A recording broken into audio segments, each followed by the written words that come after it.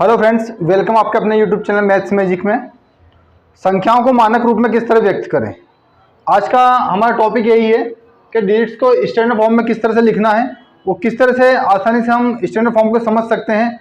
संख्याओं को किस तरह से दशमलव को शिफ्ट करके मानक रूप में लिखा जा सकता है। देखिए, संख्याओं को मानक रूप में लिखने की हमें आवश्यकता क्यों होती है, स्टैंडर्ड फॉर्म में लिखने की हमें आवश्यकता क्यों होती है। उदाहरण के लिए समझिए कि यदि पृथ्वी का भार दिया है, यदि पृथ्वी का भार दिया है, यदि पृथ्वी का जो वजन है, जो पृथ्वी का जो भार है, कुल भार पृथ्वी का ये है, ठीक है। यदि मान लीजिए पृथ्वी का कुल भार है वो यदि ये है, वो चंद्रमा का जो कुल भार है, जो चंद्रमा का कुल भार है, यदि ये दिया हो,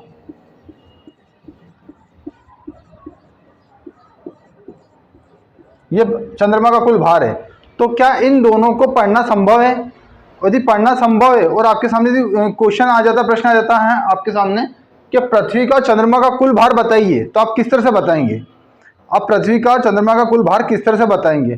तो देखिए, इसीलिए इन बड़ी जो संख्याएं होती हैं उन्हें मानक रूप में लिखा जाता है ताकि इन्हें आसानी से पढ़ा जा सके और इजिली इनका जोड़ घटा गुणा भाग किया जा सके। तो आइए आगे बढ़ते हैं, हम मानक रूप में किस तरह संख्याओं को व्यक्त करते हैं और किस तरह इन बड़ी संख्याओं को आसानी से पढ़ना और जोड़ना घटाना, इस तरह के जो एक्टिविटी वो हम कर सकते हैं। तो देखिए, पहला जो प्रश्न है आपके सामने, देखिए पहला प्रश्न जो है वो है 000007, ठीक है। यदि इस तरह का आपके सामने प्रश्न है तो उसे आपको कहा है कि इसको मानक रूप में, यानी इसके स्टैंडर्ड फॉर्म में इसे लिखना है।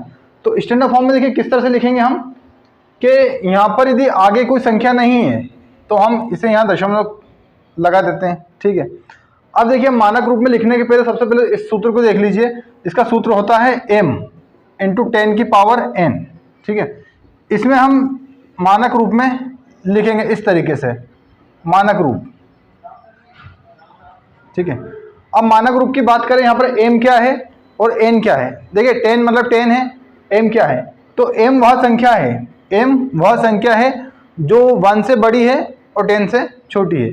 देखिए m इक्वल क्या है, m बराबर क्या है, ये संख्या m जो है वो m से तो a से तो 1 से तो बड़ी है, मतलब जो संख्या m है वो 1 से तो बड़ी है और 10 से छोटी है, 10 से छोटी है, ठीक है। यहाँ पर 1 2 3 4 5 6 7 8 9 यहाँ तक की संख्या आ सकती है, पर इसके आगे 11 12 13 14 15 इस तरह की जो डिजिट से 2 अंकों वाली संख्या या 10 से बड़ी संख्या है वो इसके अंतर्गत नहीं आएंगी।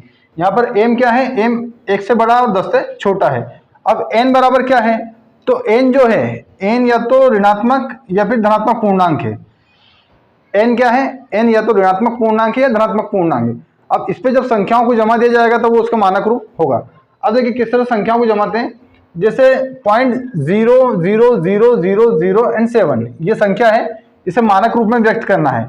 तो मानक रूप में व्यक्त करने के लिए दशमलव जो है उसे उसके सही स्थान पर ले जाना है। अब वो संख्या जिसकी हम बात कर रहे हैं, पहले हमको m निकालना है। अब m क्या है, m यहाँ से निकलेगा, ठीक है। अब ये संख्या जो है 10 से छोटी और किससे बड़ी होनी चाहिए, 1 से। अब यदि मान लीजिए यहाँ पर 3 है तो इसे आप डॉट को यहाँ पर शिफ्ट नहीं कर सकते हैं, डॉट को हमें शिफ्ट करना, पर डॉट को यहाँ पर शिफ्ट क्यों नहीं करेंगे, क्योंकि ये 10 से बड़ी हो जाएगी, इसलिए हम क्या करेंगे 7 के बाद में शिफ्ट करेंगे इसे, ठीक है। तो अब हमारे पास संख्या क्या होगी, 0000007 डॉट, ये हो गया। तो अब देखिए इसे किस तरह से व्यक्त करेंगे कि यहाँ पर 7 पॉइंट है, ठीक है। अब दशमलव हमने कितने अंकों के बाद शिफ्ट करा, दशमलव को हमने इस तरफ दाईं तरफ कितने अंक सरकाया है तो उसकी घात होगी यहाँ पर। यदि दाईं तरफ आप सरका रहे हैं तो घात ऋणात्मक होगी, और बाईं तरफ यदि दशमलव को सरका रहे हैं, दशमलव को शिफ्ट कर रहे हैं तो उस समय जो है जो पावर है वो पॉजिटिव होगी।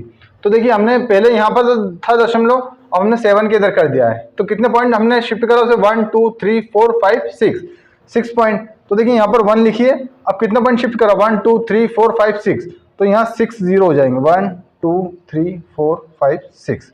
अब इसे हम किस तरह से लिख सकते हैं, इसे हम इस तरह से लिख सकते हैं 10 इंटू 10 की पावर, देखिए 1 2 3 4 5 1 2 3 4 5 6, मतलब क्या हुआ 10 की पावर -6 होगी। अब -6 क्यों हुई, जब हम पॉइंट को इस तरफ सरका रहे हैं, मैंने अभी आपको समझाया है कि यहाँ पर ऋणात्मक घात होगी, ऋणात्मक, ठीक। कब होगी ऋणात्मक, जब पॉइंट को इस ओर शिफ्ट करेंगे। अब यदि मान लीजिए पॉइंट यहाँ पर होता और उस तरफ में शिफ्ट करने की आवश्यकता होती, उस तरफ शिफ्ट करने की आवश्यकता होती, तब हम क्या करते? तब देखिए इस कंडीशन में एक और एग्जांपल मान के देख लीजिए, 900305 है, तो हम क्या करेंगे? पॉइंट को इधर शिफ्ट करेंगे, यहाँ पर शिफ्ट करेंगे। इसके बाद में पॉइंट 0 है, और हम पॉइंट को कहाँ शिफ्ट करेंगे? 1 2 3 4 5 6, तो हम कहाँ शिफ्ट करेंगे? इसके बीच में। तब घात क्या आएगी? तब घात आएगी धनात्मक, तब घात आएगी यहाँ पर धनात्मक। तो इस तरह समझ गए हैं कि ऋणात्मक घात कब आएगी? जब हम पॉइंट को दाईं ओर शिफ्ट करेंगे। अब अगला क्वेश्चन की ओर बढ़ते हैं।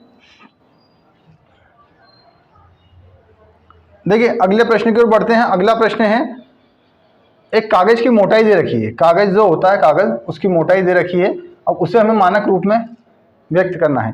कागज की मोटाई क्या है? 0.0016, 0.0016, ये कागज की क्या है? मोटाई है। अब इसे मानक रूप में व्यक्त करना है, मानक रूप में व्यक्त करना है। तो